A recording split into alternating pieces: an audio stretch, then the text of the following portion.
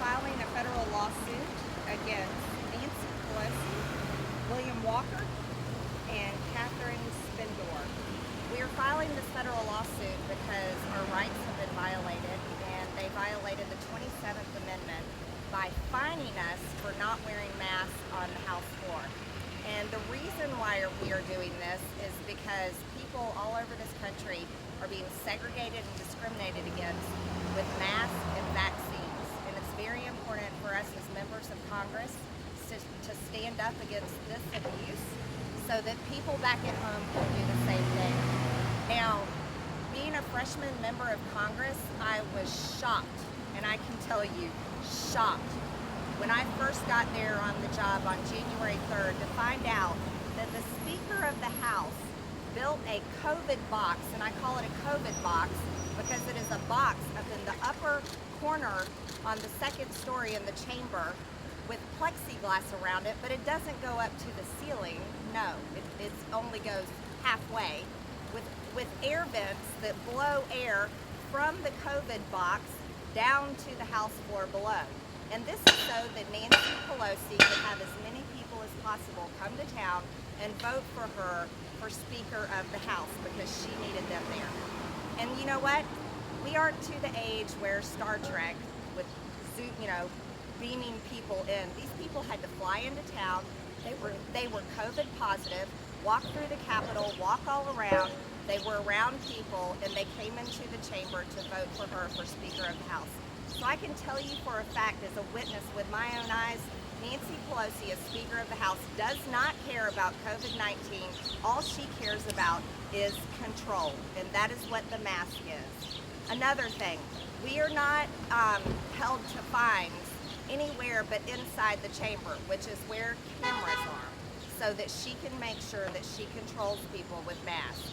And so I find it outrageous that we have such a hypocrite, and I call her the queen of the House of Hypocrites, for bringing people to Washington, D.C. at the very beginning of the 117th Congress, exposing all of us to COVID-19 just so she could have the votes to be Speaker of the House. And then she turns around and fines us when after the CDC and after Joe Biden said it was okay to stop wearing your mask. So this is why I'm filing this federal lawsuit. And another thing is it is beyond me why we are mistreating people, segregating people, discriminating against people for masks and vaccines, which should be a choice. I'm not anti-vaccine. I believe in people's freedom to choose to get a vaccine or wear a mask if they want one. And then, we have that picture? No? It's in the drawer? Oh, good. One more thing. The same day that I received a fine for not wearing a mask, the Speaker of the House was on the floor not wearing a mask. So where's her fine is what I'm wondering. So this is going to be something that's very important. I hope all of you will follow, and thank you for your time. And at this time, I hand it over to Mr. Norman. Thank you, Marjorie. It's my honor to be here with Congressman Massie and Congresswoman Greene. You know, this is about freedom. This is about our rights. Nancy Pelosi, as Speaker of the House, has abused her power. It's all about power, folks. It's all about mandating something that she has no right to do. Now, she's weaponizing our pay. Article 27 is set by law. It's not set by Nancy Pelosi. Article 1, Section 5, Congress can punish you for disorderly conduct. Is it really disorderly conduct by going against a rule that Ms. Pelosi set as she is Speaker of this entire House? And let me ask you this. What if Nancy Pelosi mandates that we all ought to dye our hair blue and wear blue socks? Is that going to be mandated? Is that going to be a fine if we don't do that? This is to stop future abuses of power as she has demonstrated here. And as Marjorie said, it's so hypocritical. It's not only what she did about bringing people in to vote for her, they have to go through the lower chambers to get to the third floor, potentially infecting all of us. We all remember the picture of her as she was getting her hair done in the height of the pandemic by but she did not have a mask. And the ultimate hypocrisy is the crisis we got at the border. They keep saying, get vaccinated. We're letting millions of people, 1 million to date, come across the border. We don't know what they have. Do they have the Delta variant? Do they have the Lambda variant? What is that doing to the American people? So this is something that we feel strong about. I applaud Congresswoman Greene and Congressman Massie for having the backbone to stand up and to say we're not taking it anymore, and we don't want this to happen to future elected members of Congress, and it's time to stand up. It's time to protect our freedom in this country. Thank you. I call on Congressman Massie. Thank you. Thank you, Ralph and Marjorie. I think Marjorie summed it up well. You could sum up this whole case in 2 pictures. These are on the same day in the same chamber. This is Marjorie and Ralph and I. This is Nancy Pelosi. She deducted money from our paychecks. Why? Because we did exactly what she did. We went in there without a mask on. Now there was a rule, and the Constitution says that each chamber shall make its own rules. And we voted on it. Yeah, we didn't carry the day. We lost that vote. But then Nancy Pelosi started changing that rule. The Constitution does not say the Speaker can make any rules she wants on any given day, depending on how she feels when she wakes up. No, the chambers, the houses make their own rules. But she started modifying this rule. And then she started down a path that too many people, too many tyrants across this country, too many dictators, many monarchs have started down. She started to try to go down the path of mandatory vaccines. Now, before you all get started and say, oh, he's anti-vaccine, vaccine choice is not anti-vax. But she said, shortly before we made our stand on the floor, she said, everybody has to wear a mask until everybody gets vaccinated. That's when I realized if we don't take the stand here, they're going to run over us, but not just us. Listen, this case, yes, the plaintiffs are Ralph Norman, Marjorie Taylor Greene, Thomas Massie versus Nancy Pelosi and 2 administrators in this chamber. But this fight is bigger than that. This fight is about the people who are going to work and don't have time to fight. They just want to get on with their lives. But they're being told and many of them have taken their vaccines, and they're being told, oh, we're going to put masks on your kids now.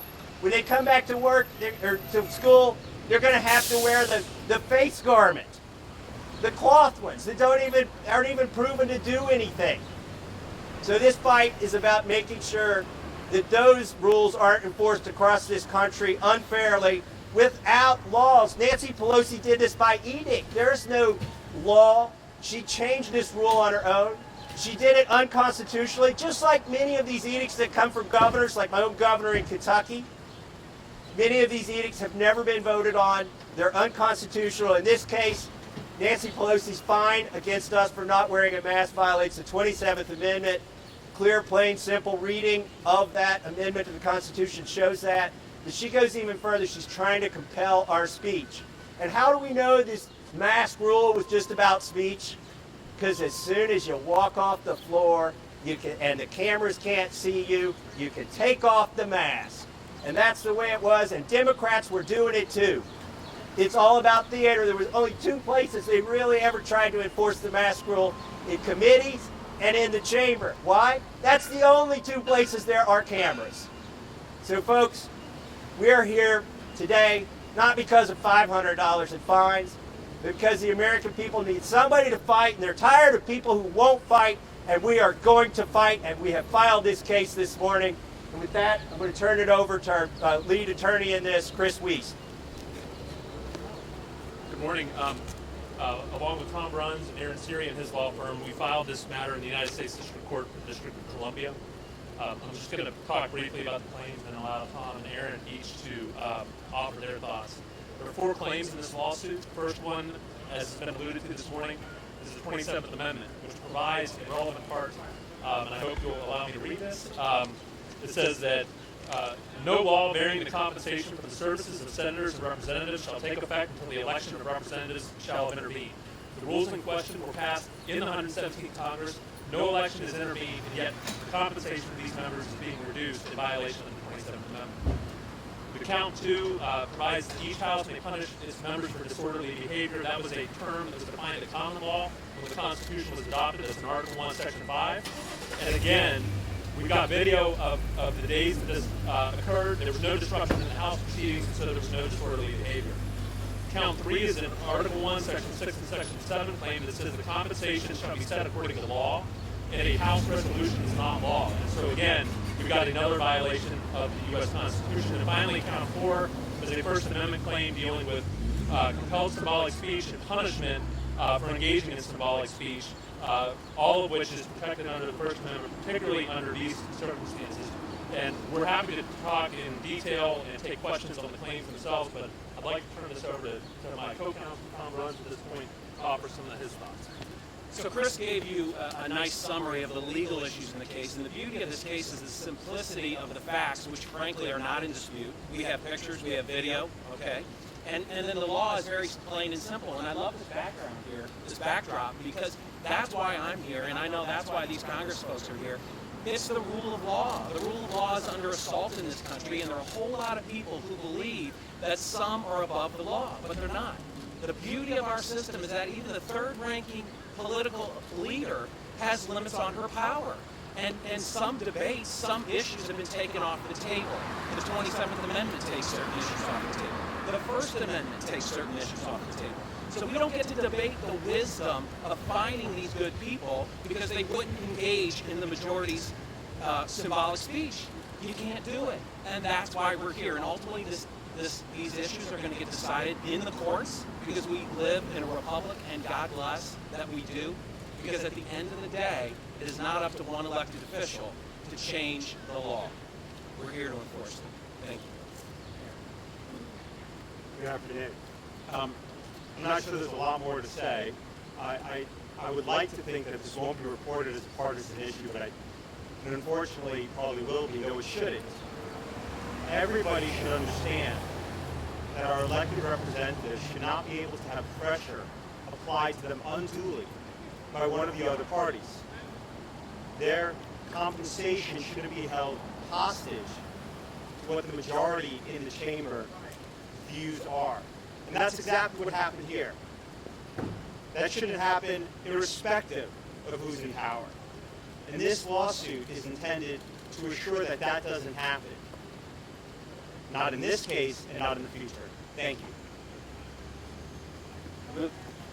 Go ahead, Marjorie's going to add one more thing, and then we'll take your questions.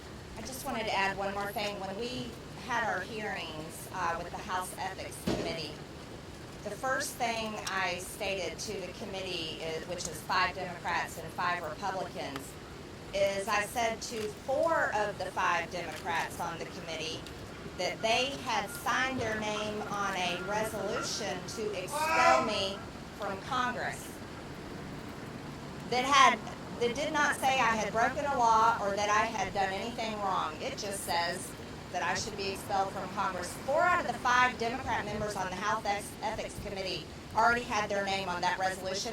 I asked them to recuse themselves.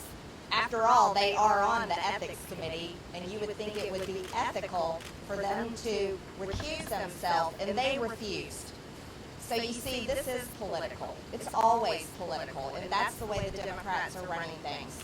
And so I just wanted to add that in and make sure that's known. Thank you. Do you have questions? Yes, sir.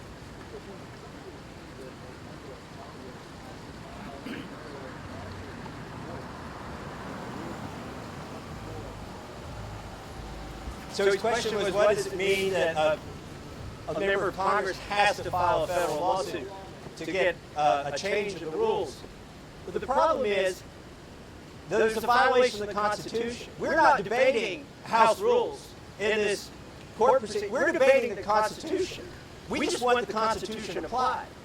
And she has changed the rules, for instance. And as I said before, the Constitution says each House shall make the rules of its proceedings. It does not say the Speaker shall. And there's no other authority here to appeal this to. It has to go to the courts, unfortunately. Yes. Hi. So some judges have upheld things like vaccine mandates, for example, at Indiana University. Is there something different about your situation? It's not a vaccine mandate. It was a rule that required a mask in Congress. So there was no requirement vis-a-vis having a vaccine, though I will note that the rule didn't provide that those who have immunity, meaning those who had COVID, didn't have to wear a mask. It didn't account for that science. And in fact, even those who had vaccines at times have to wear a mask as well.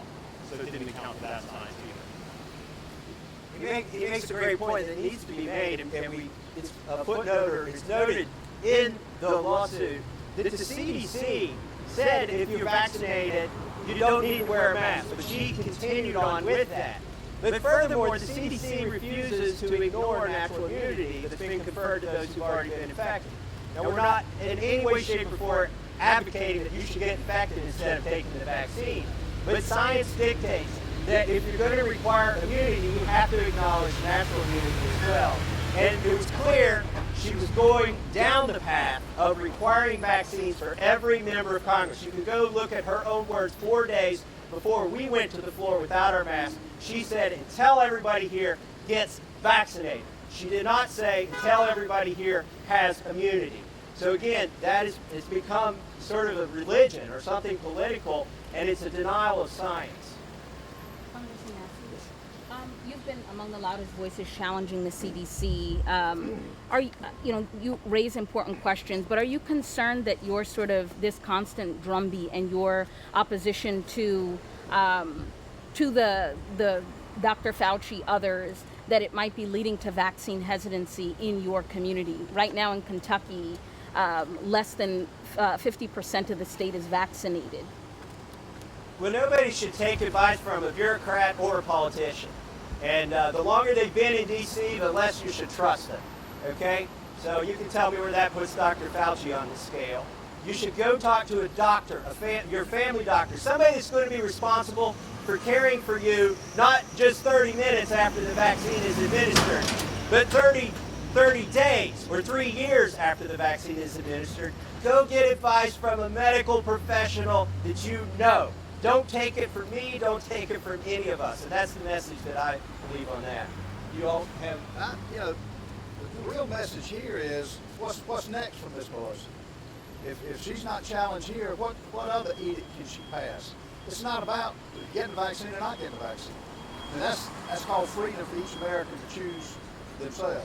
This is about stopping an abuse of power that has been a pattern throughout the speakership of Ms. Pelosi. And if not now, when? When do we challenge it? And so that's why I'm so excited about this lawsuit. Do I like lawsuits? No. But there is a time to fight. There is a time to challenge. And now is that time. And I'm just glad our two colleagues were willing to do so. Okay. I'd like to address the issue about misinformation. I'm a big believer in the people and them being able to make up their own mind, because I believe the people are smarter than anyone gives them credit. And, you want to talk about misinformation, I think we should hold our social media accountable, because they are not in charge of deciding which information should be distributed and which information should not be distributed. As a matter of fact, there's people that have a lot of stories to tell about their experience. They may have had side effects and bad experiences with the vaccine, but yet their stories are canceled and their stories are not heard in the media. So I challenge you, the media, who has the information. You guys hold the microphone and the pen in hand to distribute information. I challenge you to tell those stories. And then I also challenge you to tell the stories and ask for investigations of why over 6,000 people have been reported to have died for the VAERS system on the CDC. So you see, everyone has a right to all information, not just some information, and you can't point your finger at any of us and say that we're spreading around misinformation when Dr. Fauci is the one that has switched back and forth on what his advice is. And by the way, none of us elected that man to make decisions on how our country should be run, how our businesses should be run, and how our children should be treated in the schools that we pay taxes for them to be educated in. So do not ask us and point fingers at us on misinformation when you yourself are the ones that are in charge of the information at hand. Challenge people. Challenge Facebook, Twitter, and say why. Why are you censoring some stories and then telling others? Challenge the VAERS system. Challenge CDC. Why are these deaths not being investigated? Let people make up their own mind. This is America, where we're supposed to be free. At least we think we are. And for that, I'm going to wrap this up. What do you attribute then to there being a large amount of vaccine hesitancy in red states among white Republican men specifically? I don't do race, ma'am. I'm not going to play that game, just so you know. I think that is a ridiculous road to go down here. We're talking about a virus that doesn't target skin color. We're talking about a virus that makes people sick and people have died. We're also talking about people having the ability to choose. It is their right to choose. And there's, you never want to talk about the, tens of millions, what is it? It's over 30 million people that have tested positive for COVID and survived. Let's talk to those people. That's immunity also. That's called natural herd immunity. And why are they not allowed to have that? Why is it one way and not the other? Why does the governor of New York, Cuomo, think he can go up to people's doors, drag them out of the house, put them in a car, and take them to get a shot? Because that's what he said. Why do you have cities out in California saying that if someone refuses to wear a mask, they have to wear a sticker saying whether they're vaccinated or not? Let's talk about segregation and discrimination. Those are the issues. Our governor in Kentucky has engendered no trust by sending state troopers to churches to write down license plate numbers. And then he wants people's trust after that? I don't think so. But listen, as our attorney said, the facts really aren't in dispute in this case. I want to leave you with two things. The fact, there's video of everything that happened that day that we were fined. You can go back and check it. Nancy Pelosi went without a mask too. We think we're going to prevail in this case. We think it's going to be a groundbreaking decision on a constitutional issue that frankly hasn't been tested. But this case is much more than that. We are fighting not because the litigants, the plaintiffs, Marjorie Taylor Greene, Ralph Norman, and Thomas Massie have been fined $500. And by the way, the prime defendant is Nancy Pelosi. We are taking on this fight for Americans. We're taking on this fight for people who've been abused by their governors, by their mayors, by any of the miniature tyrants that exist across this country who are trying to do what Nancy Pelosi has done. She is the queen of hypocrisy, and we're standing up to her today, and that is why we have filed this lawsuit. And I'll make a copy of it available to anybody who wants it. It was filed. It's already been filed in the court, and great to have you here today. Thank you.